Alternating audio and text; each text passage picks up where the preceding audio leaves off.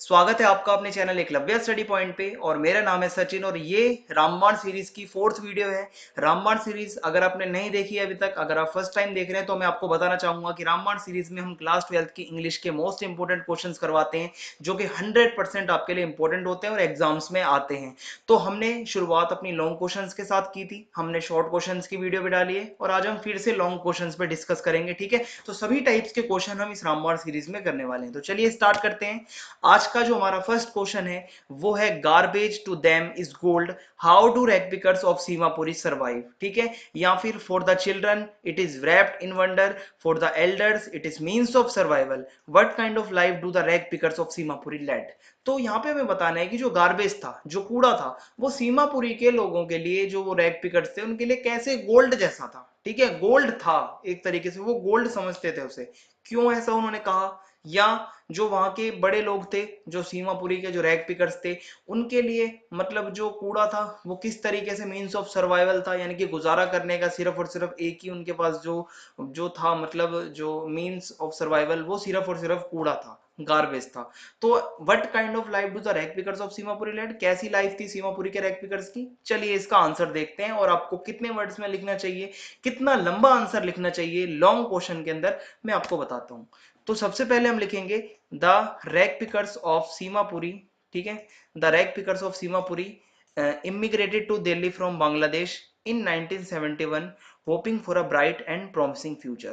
तो ये जो कूड़ा बीनने वाले लोग थे सीमापुरी के, ये बांग्लादेश से दिल्ली में आए थे 1971 में। आप सभी को पता होगा, मैंने ये चैप्टर पढ़ा दिया है ऑलरेडी, अगर आपने नहीं देखा तो आप डिस्क्रिप्शन में जाके इसकी फुल वीडियो भी देख लेना।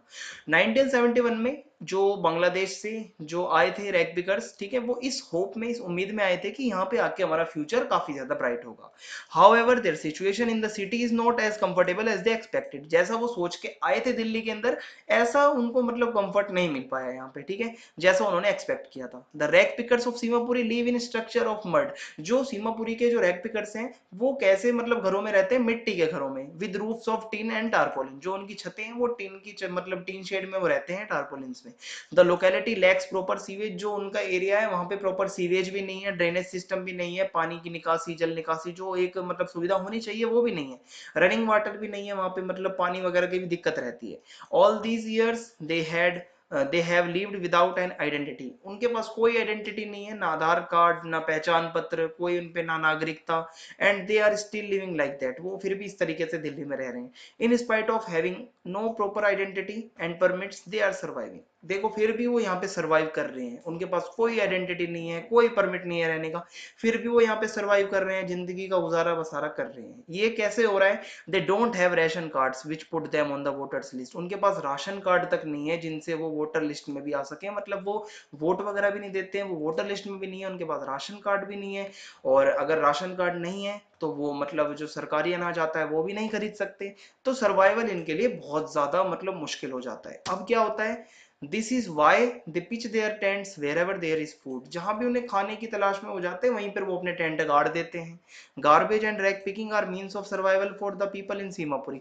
जो गार्बेज है, कूड़ा कचरा और कूड़ा बीनना, यही उनके लिए एक साधन है, यही उनके पास एक सर्वाइवल का तरीका है, ठीक है, जिंदगी गुजारने का, जिससे वो कुछ पैसे कमाते हैं, अपनी डेली लाइफ चलाते हैं। और उनके जो सर के ऊपर कम से कम छत रहती है, तो उसका एक जो रीजन है वो रैग पिकिंग है। ठीक है, समटाइम्स वाइल स्क्रॉन्जिंग द गार्बेज, कभी कभार गार्बेज को जब वो मतलब ढूंढ रहे होते हैं, गार्बेज को बीन रहे होते हैं, फाइंडिंग मनी वेदर 1 रुपी और 10 is the highlight of their day. यानी कि कभी कभार कूड़ा बीनने जाते हैं, जब वो कूड़ा को मतलब देख रहे होते हैं, तो कभी कभार उन्हें पैसे भी मिल जाते हैं कूड़े के अंदर, कभी 1 रुपए मिल जाते हैं, कभी 10 रुपए का नोट भी मिल जाता है, तो उनसे उनका दिन बन जाता है, स्पेशली फॉर द चिल्ड्रन। ठीक है, खासकर बच्चे बहुत खुश हो जाते हैं कभी कभार सिक्का विक्का अगर मिल जाता है तो, as it gives them hope. ठीक है, उनको एक आशा की किरण मिल जाती है उसके साथ। For children the garbage is wrapped in wonder, whereas for elders it means for survival. बच्चों के लिए मतलब वो काफी ज्यादा वंडर होता है एक तरीके से, ठीक है, अजूबे से कम नहीं होता। जब उनको कुछ उसमें पैसा हो या कुछ ऐसा मिल जाता है, उनका दिन बन जाता है, बच्चे खुश हो जाते हैं। जबकि अगर हम एल्डर्स की बात करें तो गार्बेज उनके लिए रोजी रोटी का एक तरीका है, यानी कि अगर गार्बेज ना हो तो वो अपना सर्वाइवल नहीं कर पाएंगे। Therefore the writer is right, यहाँ पे राइटर बिल्कुल सही है जब वो कहती हैं कि garbage to them is gold. Garbage यानी कि कूड़ा कचरा उनके लिए सोने के ही बराबर है, क्योंकि उन्हीं से उनकी दाल रोटी चलती है। समझ में आ गया होगा आपको। आगे बढ़ते हैं। सेकंड इंपॉर्टेंट क्वेश्चन है हमारा रामबाण सीरीज का, वो है the peddler thinks that the whole world is a rat trap, this view of life is true only of himself and of no one else in the story. Comment.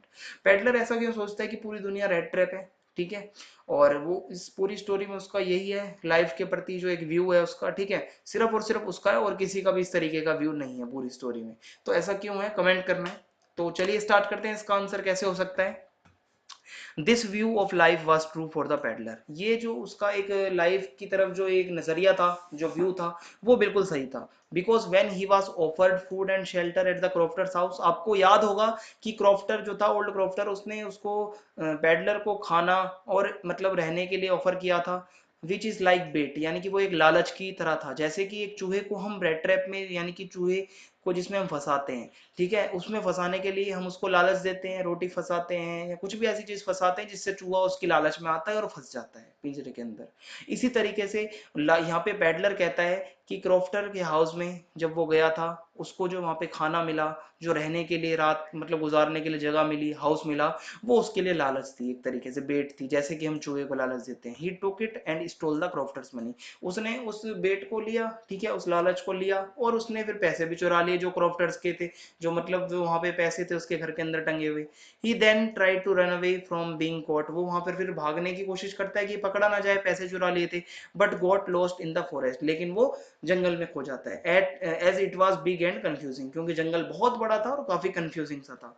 thus he considered the world as a big rat trap in which he had fallen, इसके बाद वो सोचता है कि ये दुनिया एक बहुत बड़ा रेड ट्रैप है जहां पे मैं खुद फंस गया हूं। And the crofter's money was the bait, और जो मैंने ये क्रॉफ्टर के पैसे चुराए थे, ये मेरे लिए वो लालच थी। इसको यहाँ पे ज्ञान मिल गया, ठीक है, पैडलर को। Now now his own turn had come as he had let himself be fooled by the bait and had been caught in the trap. अब उसकी खुद की बारी आ गई थी कि जब उसको लालच में फंसाया गया, वो लालच में किसी और ने नहीं फंसाया था, वो खुद फंसा था, क्योंकि चूहे को हम नहीं बुलाते हैं, चूहा खुद आता है लालच को देख के। इसी तरीके से यहाँ पे रेड ट्रैप, जो यहाँ पे सेलर है, खुद को चूहा समझता है और सोचता है कि मैं जाल में फंस गया हूँ। He knew that iron master had mistaken him for someone else, उसको पता था कि आयरन मास्टर मुझे ले जा रहा है, ठीक है, कुछ और समझ के, उसको पता भी था। Yet he went with him, लेकिन फिर भी वो उसके साथ में चला जाता है, जबकि वो उसको मना कर सकता था कि मैं वो नहीं हूं जो तुम मुझे समझ रहे हो। The peddler was thus deprived of food and shelter, got easily trapped by the temptations, ठीक है, उसको फिर भी मतलब कुछ ना कुछ ये टेम्पटिंग लगता था, ये जो फूड शेल्टर, ठीक है, आसानी से वो फंस जाया करता था। The other characters in the story, जो कैरेक्टर हैं और भी स्टोरी के अंदर, जैसे कि the crofter, the iron master और जो उसकी बेटी Edla have human bonds of love, ठीक है, वो इंसानियत के नाते उससे बातें करते थे, उसको शेल्टर देते थे, उसको फूड देते थे।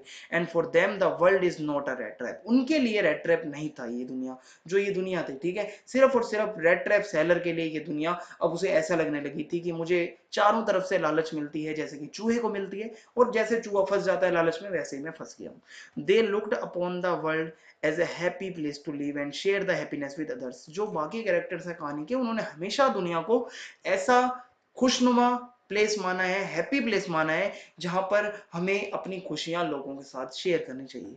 Thus the peddler's view about the world as a rat trap is true for him, ये जो पैडलर का व्यू है कि पूरी दुनिया एक रेड ट्रैप है और यहाँ पे हमें बेट्स मिलती हैं, ये सिर्फ और सिर्फ पैडलर का ही व्यू था, उसका ही नजरिया था। as he got caught into the traps for food shelter and money, जहां पे पूरी स्टोरी में अगर आप देखोगे तो उसके लिए बेट्स जो थी, जो लालच थी, वो तीन चीजें थी, एक तो फूड, दूसरा शेल्टर, तीसरा मनी। ये तीन चीजों से वो फंस जाया करता था, जहां पे ये जो है मतलब टेम्प्ट हो जाता था, जबकि बाकी कैरेक्टर्स इन सब चीजों से टेम्प्ट नहीं होते हैं। तो इसलिए ये जो पूरी स्टोरी है, ये पैडलर के ऊपर है। समझ में आ गया। नेक्स्ट क्वेश्चन है, our language is part of our culture and we are proud of it, describe how regretful mister Hamel and the village elders are for having neglected their native language French. यहाँ पे हमें बताना है, जो हमारी language होती है, हमारी मदर टंग होती है, वो हमारा मतलब कल्चर का पार्ट होती है, हमें उस पर गर्व करना चाहिए। कैसे यहाँ पे मतलब रेग्रेट कर रहे हैं जो मिस्टर एमएमएल हैं और जो गांव के जो एल्डर्स हैं, क्योंकि उन्होंने नजरअंदाज किया अपनी नेटिव लैंग्वेज को, फ्रेंच को, ठीक है। तो आपको बताना है कैसे रेग्रेट किया। तो इसका आंसर होगा, one day mister Hamel told everyone that an order had come from Berlin. M M L बताते हैं सभी को क्लास में कि बर्लिन से एक ऑर्डर आया है, और that order was French would not be taught there anymore, अब आज के बाद फ्रेंच यहाँ पे नहीं पढ़ाई जाएगी। एल्सेस और लॉरेन में। Among the listeners were village people, the former mayor, the former post master and the old Hauser. वहां पे जो लोग बैठे हुए थे, एल्डर्स जो थे गांव के, ठीक है, जो सुन रहे थे बातों को, उनमें से कौन कौन बैठे हुए थे वहां पे? पुराने जो मतलब वहां के मेयर थे, जो पोस्ट मास्टर थे, जो ओल्ड हाउसर थे, वो सब वहां पे बैठे हुए थे। He further told them that instead of French German was going to be taught, कि आज के बाद फ्रेंच की बजाय यहाँ पे जर्मन पढ़ाई जाएगी, मतलब जर्मन पढ़ाई जाएगी, एक न्यू टीचर आएगा। That day they were going to have their last lesson in French, और आज हमारा ये जो मतलब लास्ट लेसन होने वाला है फ्रेंच का। Those words struck Franz like a thunderbolt, ये सब जो वर्ड्स थे फ्रांस को एक तरीके से हिट कर रहे थे, बहुत ज्यादा उसको दुख हुआ था, जैसे कि थंडरबोल्ट होता है, ठीक है, उस तरीके से उसको लग रहे थे। He had hardly learn to read and write, ठीक है, उसको बिल्कुल भी मतलब इंटरेस्ट नहीं था पहले तो, ठीक है, नेग्लेक्ट करता था वो अपनी मदर टंग को, कुछ नहीं पढ़ता था, ठीक है, होमवर्क नहीं करके आता था वो, मतलब कुछ भी ना लिखता था ना पढ़ता था। He was sorry to have wasted his time, वो अपने आप से सॉरी कहने वाला था और अपने आप को सॉरी कह रहा था, पछता रहा था कि मैंने अपना टाइम क्यों वेस्ट किया, मैं क्यों नहीं पढ़ा फ्रेंच को। The same thought was passing through the minds of other village elders, यही चीजें गांव के बाकी लोगों के माइंड्स में भी चल रही थी कि हमने अपनी मदर टंग की जो है रक्षा क्यों नहीं की, हमने अपनी मदर टंग को वैल्यू क्यों नहीं दी। Then he praised his mother tongue, उसके बाद एमएमएल यहाँ पे तारीफ करते हैं अपनी मदर टंग फ्रेंच की, कहते हैं काफी लॉजिकल लैंग्वेज है, काफी ब्यूटीफुल लैंग्वेज है और काफी क्लियरेस्ट लैंग्वेज है इन द वर्ल्ड, ठीक है।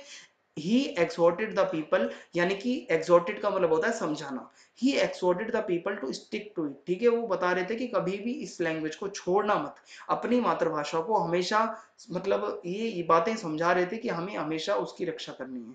He assured them that if they held fast to their language they would be able to get rid of the Prussian rulers, क्योंकि ये सब प्रशियन रूलर्स के कारण ही हो रहा था। और वो कहते हैं कि अगर हम मतलब अपनी लैंग्वेज को बचा के रखेंगे, ठीक है, तो मतलब ये क्या होगा कि जल्दी ही हम ये जो हम पे दूसरों का राज हो रहा है ये जल्दी खत्म हो जाएगा। Their language was the key to their freedom from slavery, जो हमें गुलाम बनाया जा रहा है, हमारी यही लैंग्वेज हमें आजादी दिलाएगी। व्हेन द क्लॉक स्ट्रक 12, जब घड़ी में 12 बजे, he tried to say something, वो कुछ और भी कहना चाहते थे M M L, but he could not, वो नहीं कह पाए क्योंकि उनका गला रुक गया था वहीं पे, वो काफी ज्यादा इमोशनल हो गए थे। Then he wrote in large letters, वो बड़े बड़े अक्षरों में ब्लैक बोर्ड पे लिखते हैं विवे, ठीक है, विवे ला फ्रांस, ठीक है। इसी के साथ ये क्वेश्चन यहाँ पे खत्म होता है। और इंग्लिश की बुक हमारी अवेलेबल है यहाँ पे, ये हम जो 3 क्वेश्चन हमने करवाए थे वो हमारे पूरे हो गए हैं। इंग्लिश की बुक हमारी अवेलेबल है जिसमें आपको मिलेंगे मोस्ट इंपोर्टेंट क्वेश्चन आंसर्स इसी तरीके के और भी। और ई बुक को परचेज करने के लिए आपको प्ले स्टोर पे जाना है, एकलव्य ऑफिशियल मोबाइल ऐप को डाउनलोड करना है, उसके बाद आप परचेज कर पाएंगे। फिजिकल एजुकेशन की भी जो है ई बुक अवेलेबल है। और आपको बताना चाहूंगा इंग्लिश की ई बुक में आपको एमसीक्यूज भी मिलने वाले हैं, सभी चैप्टर्स और सभी पोएम्स के। फिजिकल एजुकेशन की ई बुक में आपको सभी चैप्टर्स के क्वेश्चन आंसर्स मिलेंगे, आप ये भी परचेज कर सकते हैं। और बाकी आपका कोई डाउट हो, कोई प्रॉब्लम हो, आप मुझे इंस्टाग्राम पे फॉलो कर सकते हैं, मेरा यूजर नेम आपके सामने है। इस वीडियो में इतना ही था। चैनल को सब्सक्राइब करना ना भूलें अगर आप फर्स्ट टाइम देख रहे हैं वीडियो को, और नोटिफिकेशन बेल को दबा दें ताकि आने वाले हर वीडियोस की नोटिफिकेशन आप तक आते रहें। और कमेंट में आपको बताना है वीडियो कैसी लगी, और वीडियो को ज्यादा से ज्यादा अपने फ्रेंड्स में शेयर कर दीजिए। जय हिंद, जय भारत, धन्यवाद।